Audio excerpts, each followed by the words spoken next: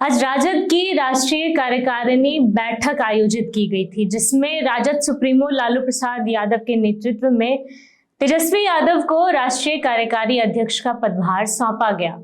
तमाम राजद के कार्यकर्ता मौजूद रहे, तमाम विधायक मौजूद रहे।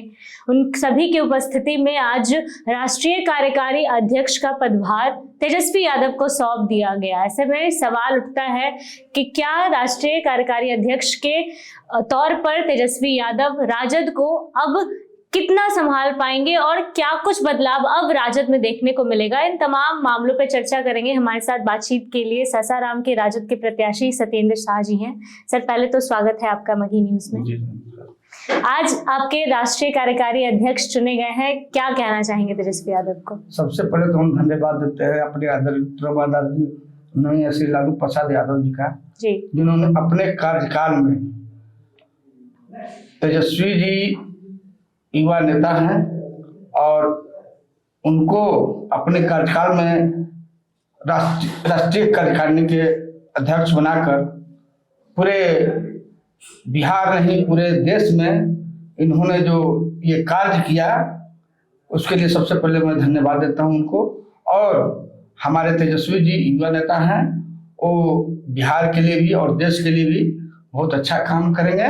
और जो अभी परिस्थिति आई है तो नए सिरे से हम लोग पूरे बिहार में और अपने भी सासाराम विधानसभा क्षेत्र में हम लोग कंधे से कंधे मिलाकर इनको हम लोग कार्य करेंगे और कार्यकारिणी का गठन कर हम लोग नए सिरे से काम करेंगे।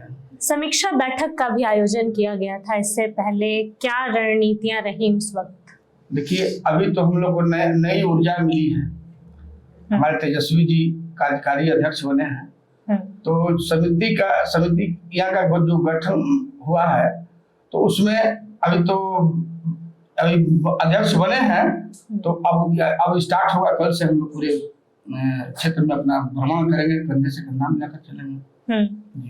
एक सवाल है, आप वही प्रत्याशी हैं जिनका नामांकन के वक्त गिरफ्तारी हुई थी, क्या कारण रहा था सर उस वक्त? क्या हुआ था, क्या था पूरा मामला? आपको मैं बता देना चाहता हूं कि ये एनडीए की सरकार में यहाँ पर सिर्फ मनमानी चलता है और सारे जितने भी एनडीए के लोग हैं और जो भी चुनाव लड़े हैं, तो आप लोग जानते हैं कितने छल कपट से चुनाव लड़े हैं। और जब हमको सिंबल मिला था, हमारे नेता सर्वमान्य नेता श्री तेजस्वी प्रसाद जी हमको जब आरजेडी का सिंबल दिए, तो उसी समय से इन लोगों को लग गया कि ये बंदा चुनाव जीत जाएगा। और वहां पूरे भारत सरकार लड़ रही थी सासाराम में। उपेंद्र कुशवाहा की पत्नी, जो राष्ट्रीय अध्यक्ष हैं आरएलएन के, उनकी पत्नी चुनाव लड़ रही थी। इसलिए उन्होंने सोचा कि जब तक इनको धराशायी नहीं करेंगे तब तक हम चुनाव नहीं जीत पाएंगे। उन्होंने जो कि मैं 2010 में भी विधानसभा चुनाव लड़ा, 2012 में भी विधानसभा चुनाव लड़ा, 2015 में विधानसभा चुनाव लड़ा, 2022 में भी नगर निगम की हमारी पत्नी चुनाव लड़ी। और मैं 15 साल से जो तकिया में पूजा पंडाल सबसे बिहार का सबसे टॉप पंडाल बनता है, मैं उसका अध्यक्ष हूँ।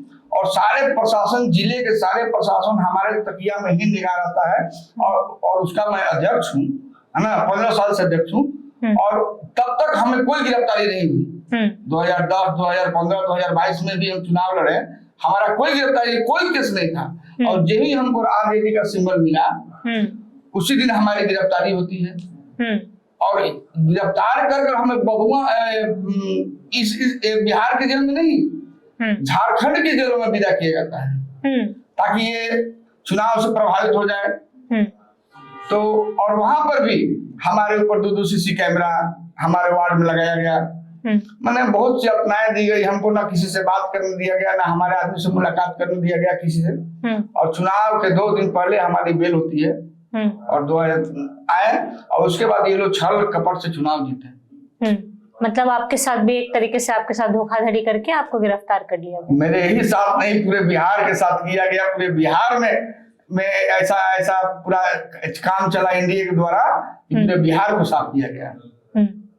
तो लेकिन भाजपा तो कह रही है कि इस बार प्रचंड जीत जनता का प्यार है एनडीए को। देखिए, आपको मैं बता देता हूं कि इस लोकतंत्र में लोक हार गया और तंत्र जीत गया। यहाँ तंत्र की लड़ाई है, लोक की लड़ाई है। तो हम लोग लोक पर विश्वास करते हैं, तंत्र पर विश्वास नहीं करते हैं। लेकिन ये लोग तंत्र के माध्यम से, धन बल के माध्यम से ये लोग पूरे बिहार में चुनाव जीते हैं। तेजस्वी यादव कुछ दिनों पहले उन्होंने कहा था कि मैं 100 दिनों तक सरकारी गतिविधियों पे कोई प्रतिक्रिया नहीं दूंगा।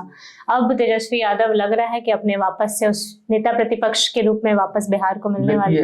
जब जब अत्याचार बढ़ता है तो कोई न कोई नया रूप कोई धरती पर पैदा लेता है। अब बर्दाश्त से फालतू हो रहा है। आप देख रहे हैं बहन बेटी को किस तरह इज्जत लुटा जाता है, हत्या किया जा रहा है। तो लोग कितना बर्दाश्त करेगा। बर्दाश्त का भी एक हद होता है और शासन का भी एक हद होता है। ये लोग मनमानी शासन कर रहे हैं और ये लोग यही चाहते हैं कि तेजस्वी जी बोले ही नहीं और अपना मनमानी हम लोग करते रहे पूरे देश में। लेकिन इसका आरोप भी तेजस्वी यादव पर ही लगा दिया गया। कहा गया बिहार में तेजस्वी वापस आ गए तो अपराध बढ़ गया। हाँ, तो ये तो सुने हम कि राजीव प्रताप रूढ़ी जी ने कहा है, जी ने कहा है कि तेजस्वी जी बाहर थे तो अपराध कम था और तेजस्वी जी आ गए तो अपराध बढ़ गया। राजीव प्रताप रूढ़ी जी बहुत काबिल और बहुत होनहार सांसद हैं। वो उनसे बड़ा सांसद कोई होनहार है ही नहीं। क्योंकि वो बोले तेजस्वी जी आए तो अपराध बढ़ गया। अरे अपराध तो चरम सीमा पर है। जब से इन लोग की सरकार है तब से चरम सीमा पर अपराध है। और दूसरे को जंगल राज एक ही लोग नारा लगाता है, जंगल राज। अब 20 साल से जंगल राज नहीं है, 2 दशक बीत गया। 2 दशक 10 वर्ष का 1 दशक होता है, 2 दशक बीत गया। आज तक जंगल राज खत्म नहीं हुआ। ये मंगल राज है। सरेआम बेटी बहन को अपहरण, हत्या, लूटपाट हो रहा है। ये क्या है? तो राजीव प्रताप रूढ़ी जी के बोलने की आदत है। नहीं बोलेंगे तो लोग जानेगा कैसे कि राजीव प्रताप रूढ़ी भी एक काबिल इंसान है। एक आखिरी सवाल लेंगे सर। एक तरफ तेजस्वी यादव की ताजपोशी हुई है राष्ट्रीय कार्यकारी अध्यक्ष के रूप में, दूसरी तरफ बहन रोहिणी आचार्य का एक ट्वीट आया है। वो कह रही है कठपुतली का बादशाह कहा गया है तेजस्वी यादव। देखिए, वो तो पारिवारिक मैटर है, मैं इस पर कोई टिप्पणी नहीं करना चाहता हूँ। मैं राष्ट्रीय जनता दल का सेवक हूँ, उनका सिपाही हूँ। मुझे जो करने के लिए बोला जाएगा मैं तन मन धन से काम करूंगा। राष्ट्रीय जनता दल पारिवारिक मामले कब सुलझेंगे, कोई उम्मीद? अब पारिवारिक मामला उनका अंतर का मामला है, मैं इसमें नहीं कुछ टिप्पणी करूंगा। चलिए, बहुत बहुत धन्यवाद सर। हमारे साथ सासाराम के प्रत्याशी सत्येंद्र शाह जी मौजूद थे, जिन्होंने तेजस्वी यादव के राष्ट्रीय कार्यकारी अध्यक्ष बनने को लेकर और साथ साथ इनके साथ जो कुछ भी विधानसभा चुनाव में हुआ, अपनी पूरी बातों को इन्होंने रखा है। इनके पूरी बातों को लेकर आपकी क्या प्रतिक्रिया है, अपनी राय कमेंट बॉक्स में जरूर दें। फिलहाल इस खबर में इतना ही। अपडेट्स के लिए बने रहिए मगही न्यूज के साथ। बहुत बहुत धन्यवाद।